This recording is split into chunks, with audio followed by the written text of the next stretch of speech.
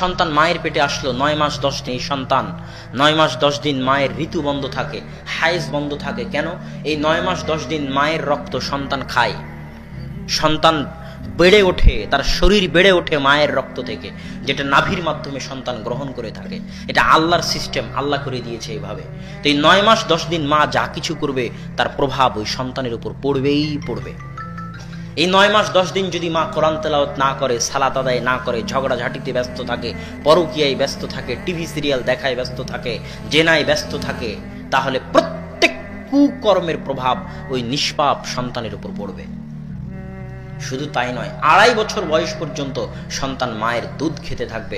ওই 2.5 বছর বয়স পর্যন্ত মা যা কিছু করবে তার একদম ডাইরেক্ট প্রভাব, সরাসরি প্রভাব সন্তানের উপর পড়বে, নিষ্পাপ সন্তানের উপর। তাহলে এই সন্তানকে ভালো রাখার দায়িত্ব কার? মায়ের। এই দায়িত্ব মাকে বুঝতে হবে। কে বলেছে মা বেকার? কে বলেছে আমার স্ত্রী, আমার মেয়ে বাড়িতে বেকার বসে আছে? অসম্ভব।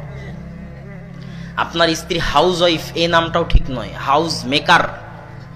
আদর্শ পরিবারের কারিগর হচ্ছে আপনার স্ত্রী। ওর কাজ ওই টিভি সিরিয়ালের সামনে বসে থেকে টিভি সিরিয়াল দেখা নয়।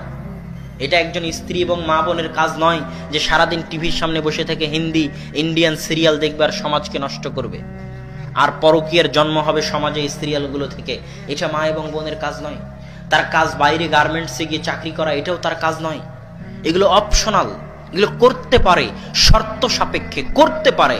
আর যেটা করা জরুরি, করতে বাধ্য, করতে হবেই, না করলে কিয়ামতের মাঠে আল্লাহর দরবারে জবাব দিতেই হবে। প্রত্যেক মাকে আল্লাহর দরবারে জবাব দিতে হবে, প্রত্যেক বোনকে আল্লাহর দরবারে জবাব দিতে হবে। সেটা কি? আল্লাহ সুবহানাহু ওয়া তাআলা তাকে একটি দায়িত্ব দিয়েছেন, একটি চাকরি দিয়েছেন, অনেক গুরু, অনেক মহান, অনেক ভারী দায়িত্ব। সেটা হচ্ছে তার সন্তানকে, ছোট্ট সন্তানকে আদর্শ সন্তান রূপে গড়ে তোলা। এই দায়িত্ব আল্লাহ দিয়েছেন। এটা কঠিন। পারমাণবিক বম তৈরি করা এত কঠিন নয়, এই দায়িত্ব পালন করা যত কঠিন।